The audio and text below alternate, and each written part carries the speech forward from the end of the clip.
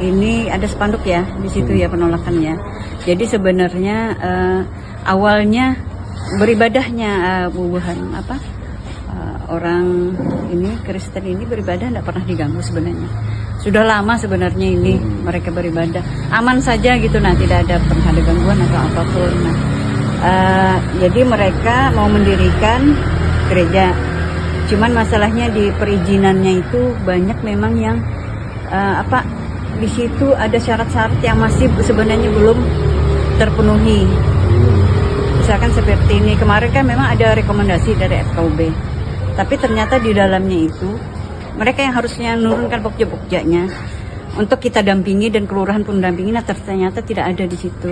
Sebenarnya kan mereka harus dulu nih verifikasi dulu nih data-data apakah sudah benar tuh yang mereka sampaikan, yang mereka yang berdomisili situ, yang mengizinkan atau yang memberikan dukungan untuk berdirinya gereja itu kan mereka harus benar-benar nih, bukan manipulasi. Nah ternyata di dalamnya ada manipulasi, di situ ada tanda tangan yang dipalsukan juga. Nah itu harusnya dari FKUB tidak dulu memberi rekomendasi, tapi harusnya dulu diteliti dulu sudah benar enggak. Pada dasarnya memang kalau di sini kalau toleransi Pak, aman sebenarnya. Cuman masalah tadi aja, ini layak atau tidak layaknya, terus syarat-syarat mereka itu tadi itu. Terkait dengan spanduk-spanduk penolakan ini adalah bentuk kekecewaan dari warga. Beberapa warga memang merasa bahwa selama ini dibohongi terkait dengan dukungan, tanda tangan mereka disalahgunakan, dan ini adalah bentuk kekecewaan mereka terhadap pembangunan gereja tersebut. Dan mereka berharap aturan harus tetap ditegakkan. Kemudian juga untuk izin juga memang belum ada, jadi kami berharap memang perizinan dipenuhi dulu. Haleluya, haleluya, haleluya. Assalamualaikum bismillahirrahmanirrahim. Salam Aki. Aku kabarkan Injil keselamatan. Bapak Ibu Nisi Tuhan, ketemu lagi dengan saya Evangelis Abraham Effendi Usman. Bagaimana kabar Bapak Ibu semua? Tentu luar biasa. Yes, wow, kita itu sangat istimewa. Nah saudaraku para pecinta Injil Habaget, pertama sekali saya mengucapkan terima kasih banyak kepada saudara yang selalu mendukung pelayanan Habaget, baik melalui doa, dana, motivasi maupun support saudara semuanya. Lebih-lebih lagi saudara yang selalu membantu pelayanan yang kita lakukan bersama dengan Banjar DP di daerah pedalaman Mentawai. Dan Bapak Ibu mohon doa syafaat agar pelayanan yang kita lakukan di pedalaman Mentawai berbuah hasil dan banyak orang terselamatkan. Dan kami awal bulan besok kembali penginjilan ke pedalaman Mentawai. Yang kita lakukan di sana menjangkau mereka yang sudah lama undur dari hadapan Tuhan, alias yang sudah menjadi mukallaf. Kita jangkau kembali, kita bawa mereka kembali kepada Tuhan, kita bawa kembali ke jalan yang benar. Yesua Hamasyah berkata, ana thariq wal haq wal hayah, la ahadan yadhhabu ilal abi illal bi. Akulah jalan dan kebenaran dan hidup, tidak ada seorang pun yang datang kepada Bapa kalau tidak melalui aku. Nah, kita bawa mereka kembali ke jalan yang benar karena Yesus Kristus adalah satu-satunya jalan yang benar. Kita juga lakukan di pedalaman Bapak Ibu, menguatkan anak-anak Tuhan dengan kita buat seminar Islamologi yang mudah mereka pahami, yang mudah mereka mengerti, sehingga ketika para nabi palsu, guru palsu, para penyesat yang hadir di tengah anak-anak Tuhan di pedalaman, anak-anak Tuhan di pedalaman sudah siap. Mereka bisa bertanya jawab, sehingga imannya tidak mudah terombang-ambing dan imannya tidak mudah diobok-obok. Selama ini Bapak Ibu diajarkan untuk menjawab, tetapi kita hadir di tengah-tengah mereka, bukan kita ajarkan bagaimana cara jawab, tapi bagaimana cara kita menyerang. Ini yang harus kita ajari sekarang. Ya, ini yang harus kita ajari. Nah, jangan sibuk kita jawab. Ayo sesekali kita juga menanyakan iman mereka agar mereka sibuk dengan imannya, sehingga tidak sibuk dengan iman kita. Ini Bapak Ibu dukung dalam doa dan bawa dalam doa syafaat. Nah saudaraku para pencinta Injil Habaget, bagaimana tanggapan Bapak Ibu semua setelah kita sama-sama mendengar, menonton, menyaksikan cuplikan video di awal tadi? Terjadi lagi dan lagi.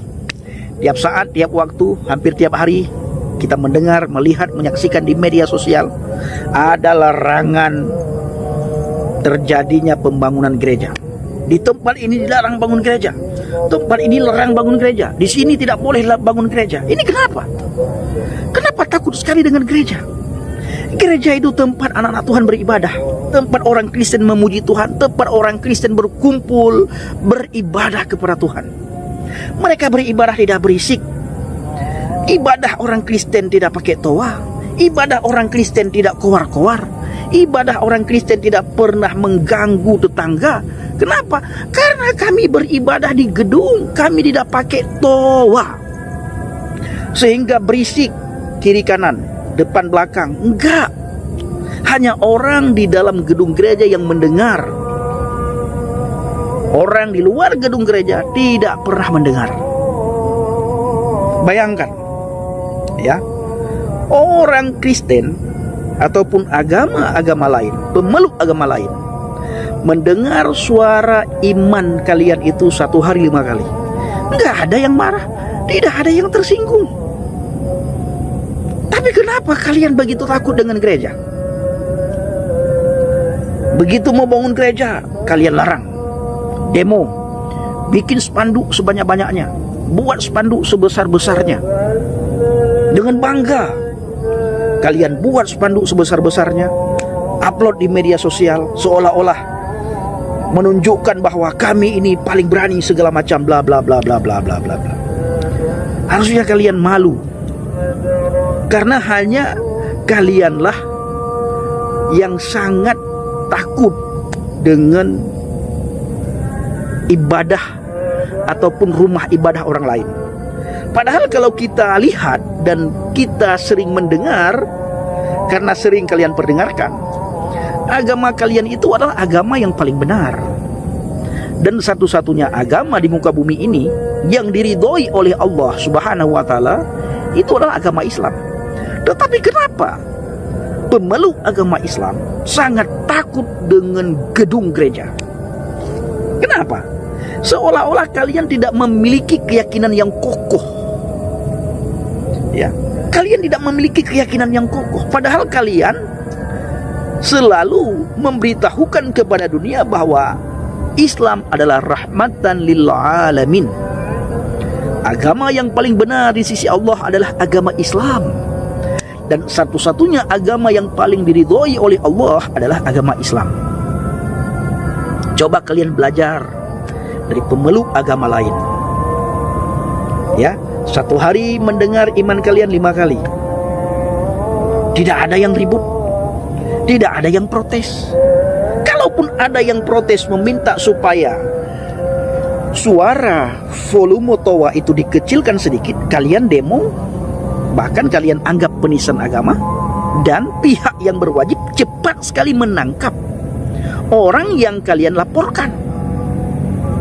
Contohnya, ada seorang ibu di daerah Sumatera, daerah Medan. Ibu tersebut meminta kepada pihak-pihak terkait supaya volume toa itu diperkecilkan sedikit karena suaranya sangat besar. Dan beliau meminta dengan lemah lembut, meminta dengan rendah hati, meminta secara baik-baik. Tetapi kalian permasalahkan, kalian laporkan, ditangkap, dijebloskan dalam penjara dengan kena hukum penistaan agama. Ya, kena hukum penistaan agama. Bahkan sebelum terjadi penangkapan, terjadi pengeroyokan, terjadi perusakan. Ini kenapa? Ya. Nah, kalau kami orang Kristen memiliki keyakinan yang kokoh, mau rumah ibadah siapapun berdiri di sekitar kami tidak permasalahkan. Dan kami tidak pernah takut, tidak pernah gentar, tidak pernah khawatir. Kenapa? Karena kami memiliki keyakinan yang kokoh di dalam Kristus. Kami punya keyakinan yang kokoh di dalam Yesus. Pegangan kami itu Alkitab. Kami lihat apa yang tertulis dalam Alkitab, kami tulis apa yang kami baca, apa yang tertulis dalam Alkitab, dan kami dengar apa yang tertulis dalam Alkitab, dan kami lakukan apa yang tertulis dalam Alkitab. Sehingga kami benar-benar memiliki satu keyakinan yang kokoh di dalam iman percaya kami kepada Yesus. Karena pegangan kami itu adalah firman Tuhan.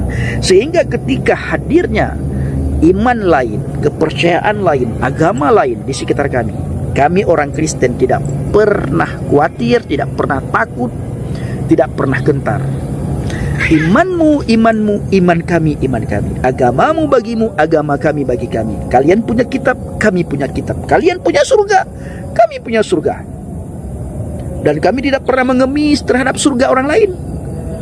Sehingga banyak sekali saya melihat di kolom komentar, tempatmu Pendi di neraka, tempatmu Pendi di neraka jahanam, kamu jadi kayu bakar api neraka, haram surga bagimu Pendi. Padahal saya tidak pernah mengemis untuk dimasukkan ke surganya kalian. Tapi banyak kali komentar, kamu tidak akan dimasukkan ke surga. Enggak pernah saya meminta supaya dimasukkan ke surga. Ya, ini saya punya keyakinan yang kokoh di dalam Tuhan. Untuk masuk surga harus melalui Yeshua HaMashiach. Karena Yeshua HaMashiach adalah satu-satunya jalan menuju ke surga. Ini bagi kami semua orang Kristen punya pegangan. Dari timur, barat, utara, selatan, mau dia miskin, mau kaya, mau pejabat, mau apapun dia, yang namanya orang Kristen, kami tertanam dalam hati kami, dalam pikiran kami. Kami baca, kami lihat apa isi Alkitab. Yohanes 14 ayat yang ke-6. Ana tariq wal haq wal hayah la ahadan yadhhabu ilal abi illal bi. Akulah jalan dan kebenaran dan hidup. Tidak ada seorang pun yang datang kepada Bapa kalau tidak melalui aku. Tidak ada seorang pun yang bisa masuk surga kalau tidak melalui Yesus. Karena di bawah kolong langit ini, kata firman Tuhan tertulis dalam Alkitab, tidak ada nama yang bisa menyelamatkan kita selain di dalam nama Yeshua HaMashiach. Maka kami berpegang teguh pada apa kata firman Tuhan, dan kami tidak pernah terpengaruh dengan iman, agama, kepercayaan orang lain.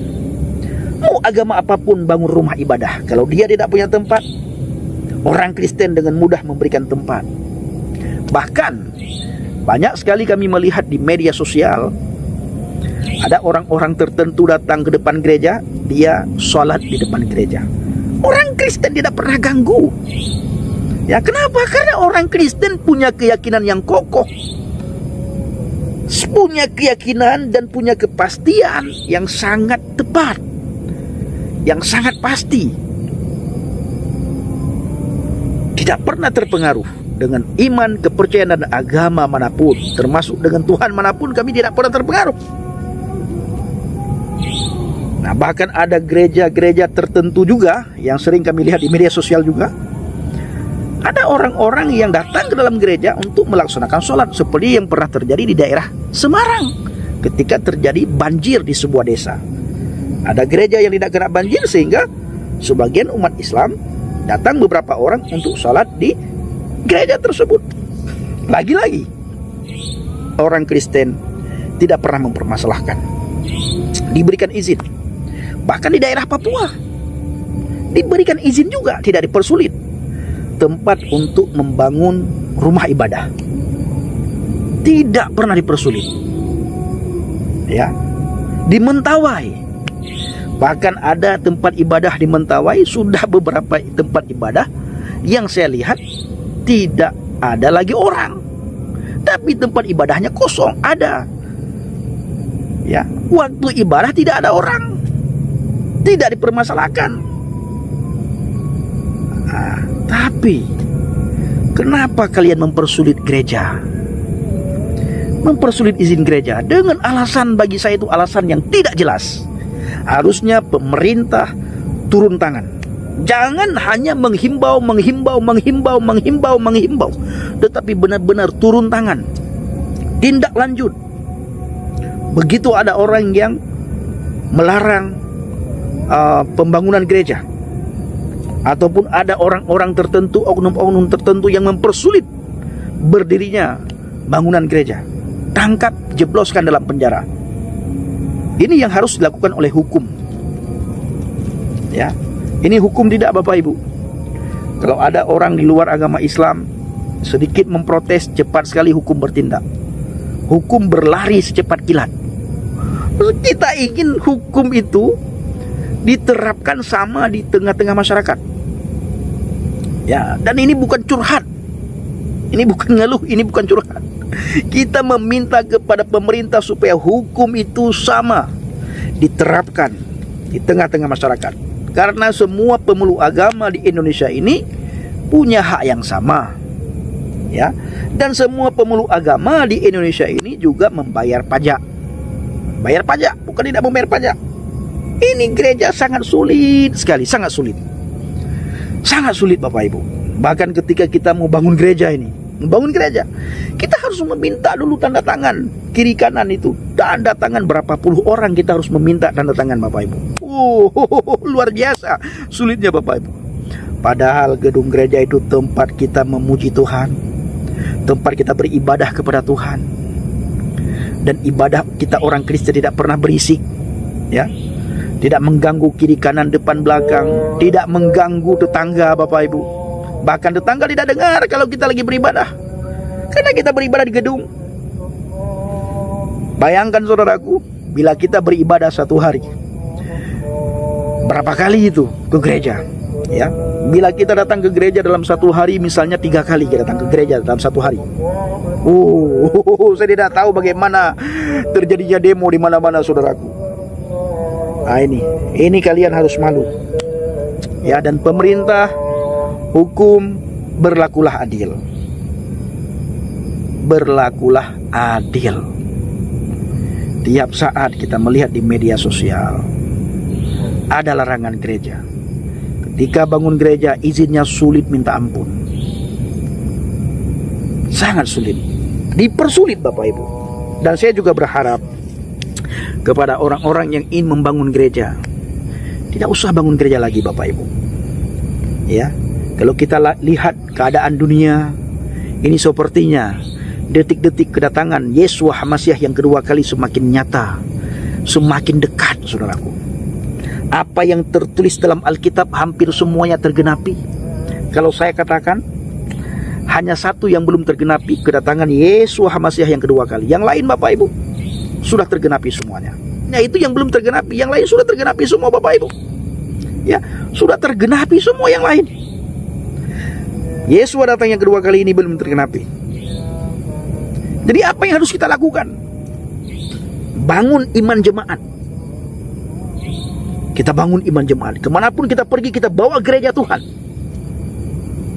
supaya orang-orang Kristen imannya kuat, imannya bertumbuh. Saya bersama dengan Bang JDP, banyak sekali orang mengajak kami berdua untuk bangun gereja.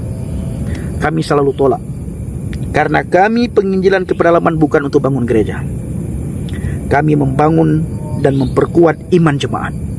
Makanya Bapak Ibu, ketika ada anak Katolik, ya, yang kembali kepada Tuhan, kami kembalikan kepada imannya, kami kembalikan kepada gerejanya. Kenapa? Karena kami tidak membawa gereja, dan kami tidak membangun gereja, dan kami tidak membawa nama sinode kami, dan kami tidak membawa bendera gereja kami. Kami membawa nama Yesus, nama yang di atas segala nama. Nah, banyak Bapak Ibu. Ada orang yang telepon Bang JDP, ada orang yang telepon saya, minta ikut supaya bisa bangun gereja di sana. Kami tolak. Kami tolak. Dan kami Bapak Ibu sangat berterima kasih kepada saudara yang selalu membantu, yang selalu mendukung, yang selalu mensupport. Hanya Bapak Ibu yang mensupport pelayanan kami. Makanya kami selalu tulis di komunitas Injil Habaget maupun di komunitas JDP Channel setiap kegiatan yang kami lakukan, baik di Mentawai maupun di daerah pedalaman Sumatera lain, daerah-daerah yang lain Bapak Ibu yang kami kunjungi. Seperti bulan kemarin kami ke daerah Lampung, Palembang, Jambi. Tempat yang kita kunjungi adalah daerah pedalaman Bapak Ibu, bukan daerah kota. Kita masuk ke gedung-gedung, enggak. Kita masuk ke gereja-gereja, enggak. Kami dari rumah ke rumah. Itulah yang kami lakukan. Jadi mari kita bersatu hati membangun iman jemaat agar semakin hari iman jemaat semakin kokoh, semakin kuat di dalam Tuhan. Dan kemanapun kita pergi, dimanapun kita berada, kita harus membawa kasih-Nya Tuhan. Kita harus membawa nama Yesus Kristus.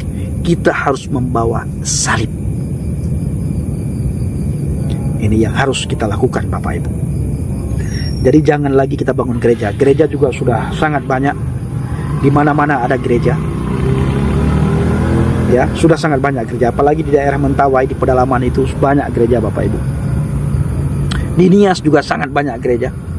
Jangan datang orang luar baru sebentar ke Nias, bangun gereja di Nias. Jangan. Sudah sangat banyak gereja di Nias. Jangan lagi bangun gereja. Tapi apa yang harus dilakukan? Penginjilan. Penginjilan. Kuatkan iman anak-anak Tuhan di daerah pedalaman, supaya mereka tidak mudah terombang-ambing dan mereka tidak mudah meninggalkan Yesus. Ini para guru palsu, para penyesat, para nabi palsu itu masuk ke pedalaman-pedalaman, ke kantong-kantong Kristen untuk mengacaukan iman anak-anak Tuhan. Kalau kita sibuk dengan hal-hal yang sifatnya kelihatan, seperti sibuk kita membangun gedung, sementara kita tidak sibuk membangun iman jemaat, satu persatu jemaat kita, anak-anak Tuhan di daerah pedalaman itu diambil oleh para guru palsu. Mereka sangat rajin bekerja, Bapak Ibu. Guru-guru palsu itu sangat rajin sekali mereka masuk ke pedalaman sekarang. Dulu saya membaca sejarah para misionaris sangat rajin sekali masuk ke pedalaman-pedalaman. Tapi sekarang sudah tidak ada lagi, Bapak Ibu. Ya. Sekarang sudah jarang saya melihat ada misionaris masuk ke pedalaman. Kecuali mereka masuk hanya untuk buat seminar ataupun buat KKR. 2 hari 3 hari selesai pulang. Bukan penginjilan. Tapi yang kita lakukan, Bapak Ibu, penginjilan dari rumah ke rumah, di Mentawai, dari rumah ke rumah. Kita ngopi bersama dengan jemaat Tuhan di sana. Kami makan apa yang kami bawa, kami minum apa yang kami bawa. Kadang-kadang kami makan keladi, makan pisang yang disiapkan oleh anak-anak Tuhan di pedalaman. Ada banyak orang berkumpul di rumah itu kita kuatkan. Besok kita datang lagi ke rumah lain lagi. Makanya saya bersama dengan Bang JDP, Bapak Ibu, banyak habis waktu di pedalaman. Kenapa? Karena kita penginjilan. Nah, ini saudaraku. Jadi sangat penting penginjilan itu. Nah, ini Bapak Ibu, kiranya video ini bisa menguatkan iman kita, bisa menggugah hati kita betapa pentingnya penginjilan itu, dan bisa kita bersehati bahu-membahu bekerja di ladang Tuhan, bekerja sama dan bekerja bersama-sama untuk misi penginjilan. Saya mengucapkan terima kasih banyak kepada saudara yang selalu mendukung, mensupport dan mendoakan. Dukung dalam doa, Bapak Ibu, pelayanan yang kami lakukan nanti di awal bulan nanti. Terima kasih. Assalamualaikum warahmatullahi wabarakatuh. Salam